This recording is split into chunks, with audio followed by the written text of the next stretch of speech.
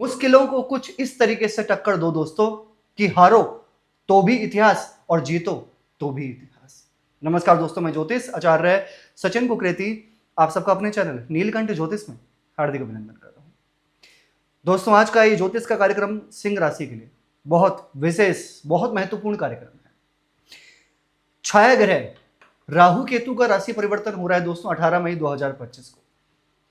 ये राहु केतु का राशि परिवर्तन सिंह राशि के लिए कैसा रहेगा पूरे 1.5 साल के लिए। हाँ जी, पूरे 18 महीने तक राहु केतु एक ही राशि में रहते हैं। 18 मई 2025 को परिवर्तन करेंगे। पूरे 1.5 साल तक आपके 7th हाउस में रहेंगे राहु और केतु रहेंगे आपके 1st हाउस में पूरे 18 महीने तक। क्या फल देंगे आपको एग्जैक्ट जानकारी देने वाला हूं दोस्तों। ये कार्यक्रम जन्म राशि चंद्र राशि पर आधारित है। अगर आप अपनी जन्म कुंडली पे विश्लेषण कराना चाहते हैं तो नंबर सिर्फ चैनल और वीडियो के डिस्क्रिप्शन में। लेकिन सबसे पहले मैं आपको थोड़ा राहु केतु के बारे में समझा देता हूं। क्या है राहु केतु दोस्तों? समझने वाली बात यह है कि राहु केतु ना ग्रह नहीं है, राहु केतु छाया ग्रह है। राहु केतु मैलेफिक प्लैनेट है, अशुभ ग्रह माने जाते हैं। राहु कूटनीति है, रणनीति है, राजनीति है, गैर परंपरावादी कार्य राहु है।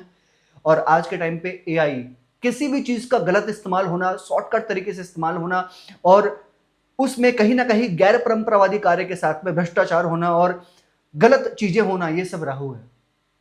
तो अब समझाता हूं कि लेकिन वो कहते हैं ना कि आपको सडन गेन देना, यहां से यहां पहुंचाने वाले प्लेनेट भी राहु ही हैं। सडन तरीके से आपको बहुत ऊपर पहुंचा देते हैं, करोड़पति नहीं अरबपति बना देते हैं जिनको, वो राहु ही हैं। सडन तरीके से इनकम गेन देना, बिना मेहनत के, बिना स्ट्रगल के, बिना एफर्ट्स के रातों रात चमका देना, ये भी राहु केतु का ही काम है। चलिए फिलहाल जानते हैं कि ये सिंह राशि के लिए कैसा रहेगा राहु केतु का राशि परिवर्तन पूरे 18 महीने के लिए। दोस्तों, आपकी राशि है सिंह राशि। आपके फर्स्ट हाउस में केतु आएंगे 18 मई को और आपके 7th हाउस में राहु आएंगे। 7th हाउस में राहु आएंगे। पहले 7th हाउस को समझिए थोड़ा सा, ओके। 7th हाउस होता है विवाह का, यानी कि मैरिज का। 7th हाउस होता है मैरिड लाइफ का।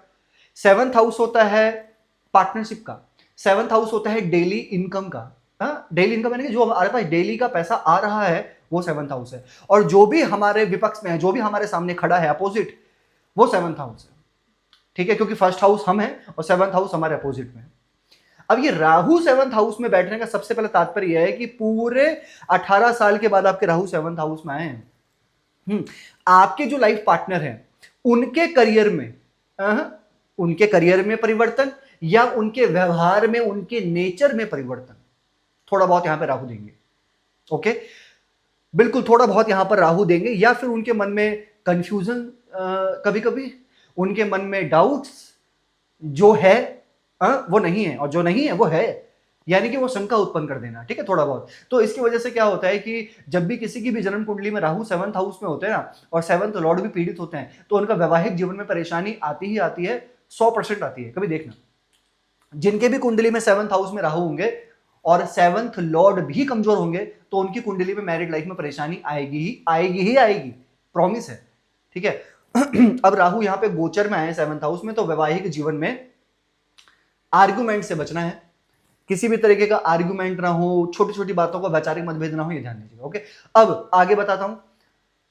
पार्टनरशिप करते हैं, अगर आप किसी भी तरीके की कोई पार्टनरशिप करते हैं, शुरुआत करते हैं, करना चाहते हैं ये राहु के परिवर्तन में, तो राहु आपके सामने वाला वो चतुर हो सकता है, चालाक हो सकता है, वो कोई रणनीति कर सकता है, कोई राजनीति कर सकता है, क्योंकि वो आपके समक्ष है। राहु आपके समक्ष बैठने वाला व्यक्ति है राहु।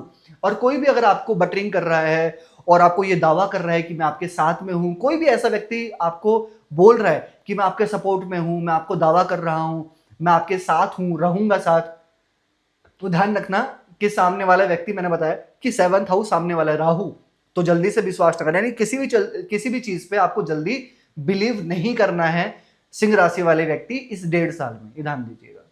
ठीक है। अब राहु यहां पर डेली इनकम बढ़ा सकते हैं आपकी। अगर आपका कोई इंपोर्ट एक्सपोर्ट का काम है, कोई आपका चलता फिरता हुआ काम है, कोई मार्केटिंग से रिलेटेड काम है, कोई शॉर्टकट काम है आपका, तो राहु यहां पर आपकी इनकम को बढ़ा सकते हैं। राहु यहाँ पे डेली इनकम बढ़ा सकते हैं आपकी। लेकिन अगर आप कोई नई पार्टनरशिप स्टार्ट करेंगे तो जल्दबाजी में ना करें, थोड़ा अपनी कुंडली को दिखा कर ही कीजिएगा। ओके, अब फर्स्ट हाउस में आपके केतु हैं चंद्रमा के ऊपर। Ketu is a mindless planet. Ketu जब चंद्रमा के ऊपर ट्रांजिट करेंगे पूरे 1.5 साल तक, तो चंद्रमा जो है मन है और Ketu is a mindless planet. तो वो चीजों को लेकर आप ओवर थिंकिंग ना करें जो चीज करनी ही नहीं चाहिए, उन चीजों को लेकर ना सोचें कि जो सोचनी ही नहीं चाहिए, जो व्यर्थ हैं, जो बेकार की चीजें। ठीक है, उस चीज पे ध्यान दीजिएगा आप। और हाँ, यहां पर आपके इनकम में ग्रोथ आएगा। Rahu aspect to 11th house, 3rd house. आपके ऑनलाइन काम, अगर आप कोई इन्फ्लुएंसर हैं, सोशली कोई भी काम करते हैं, आप यूट्यूब पे चाहे काम करते हैं, चाहे इंस्टा पे करते हैं, फेसबुक पे करते हैं, किसी भी ऑनलाइन प्लेटफॉर्म में आप काम करते हैं, हाँ, ये 1.5 साल आपको कोई तरक्की, कोई ग्रोथ मिल सकती है, बिल्कुल। ठीक है, कुछ ना कुछ ग्रोथ आपको मिलने के चांसेस हैं इस 1.5 साल के अंदर अंदर। बस आप अपने साइड से प्रयास कीजिए, कोशिश कीजिए, अच्छा रहेगा। ओके, और केतु फर्स्ट हाउस में, आप कभी कभी अपने मन में किसी ना किसी तरीके को लेकर, चाहे वो दोस्ती हो, चाहे वो रिलेटिव्स हो, चाहे वो कोई भी हो, या फिर किसी भी चीज में हो, करियर हो, कुछ भी हो, कभी कभी आपके मन में ना एक अनसेटिस्फैक्शन आएगा। केतु जब भी 18 साल बाद चंद्रमा पे गोचर करते हैं तो बिना वजह की चीजों को लेकर हम सोचने लग जाते हैं, या फिर एक एक एक एक डर होता है मन में, पता नहीं किस चीज को लेकर। और एक आपकी शनि की ढैया भी चल रही है, अब शनि की ढैया भी चल रही है और फिर आपके फर्स्ट हाउस में केतु भी हैं। तो सबसे पहले आपको ओवर थिंकिंग से बचना है, इसके लिए कुछ उपाय बताऊंगा, वो फॉलो कीजिएगा। ओके, बाकी हाँ, इनकम में ग्रोथ दिख रही है इस 1.5 साल के अंदर, प्रमोशन दिखाई दे रहा है इस 1.5 साल के अंदर, डेली इनकम में फायदा हो सकता है। अगर आप कुछ अपना काम स्टार्ट करना चाहते हैं और ऑनलाइन से रिलेटेड है, या आपका टूर एंड ट्रैवल से रिलेटेड है, इंपोर्ट एक्सपोर्ट से रिलेटेड है, फॉरेन से रिलेटेड है, विदेशी गतिविधियों से रिलेटेड है, तो वो आपके लिए बेटर रहेगा। ठीक है, फाइनेंशियल ग्रोथ दिख रही है, कहीं ना कहीं यहाँ पे चेंज दिखाई दे रहा है। बस जो जो चीजें मैंने आपको बताई हैं, जैसे कि सबसे पहले तो वैवाहिक जीवन, मैरिड लाइफ, पार्टनरशिप, जो भी करें तो सबसे पहले अपनी कुंडली को दिखाकर ही कीजिएगा, तो आपके लिए बेटर होगा। ठीक है, ये दोस्तों है। और राहु की जो दृष्टि है वो आपके 3rd हाउस पे भी, तो मैंने उसके लिए बताया आपको कि ऑनलाइन चीजें अच्छी चलेंगी, और आपका जो आसपास का इन्वायरमेंट है, जो आपका आपके समाज है, सोशल, आपके आसपास के लोग, उनके साथ भी थोड़ा सा आप अच्छे से बनाकर चलिएगा। ओके, थोड़ा अच्छा होना चाहिए आपका व्यवहार, नहीं तो थोड़ी बहुत वहां पर भी आपके आर्गुमेंट बढ़ सकते हैं। ओके, क्या उपाय करने चाहिए आप लोगों को, सिंह राशि को? सबसे पहले तो आपको डेली पक्षियों को, बर्ड्स को फीडिंग करवानी है, पक्षियों को दाना पानी डालना है आपको, बहुत अच्छा रहेगा आपके लिए। इसके साथ में स्ट्रीट डॉग्स हैं, अगर आपके आसपास डॉग्स हैं तो उनको खाना वाना खिलाइए, बहुत अच्छा रहेगा। डेली हनुमान चालीसा का पाठ फॉलो कीजिए, उगते हुए सूर्य को जल चढ़ाइए, और डेली सूर्य का बीज मंत्र कीजिए, ओम ह्राम ह्रीम ह्रोम सह सूर्याय नमः 108 बार। कैसे लगे आपको वीडियो? लाइक कीजिएगा, शेयर कीजिएगा, बने रहेगा हमारे साथ में। धन्यवाद।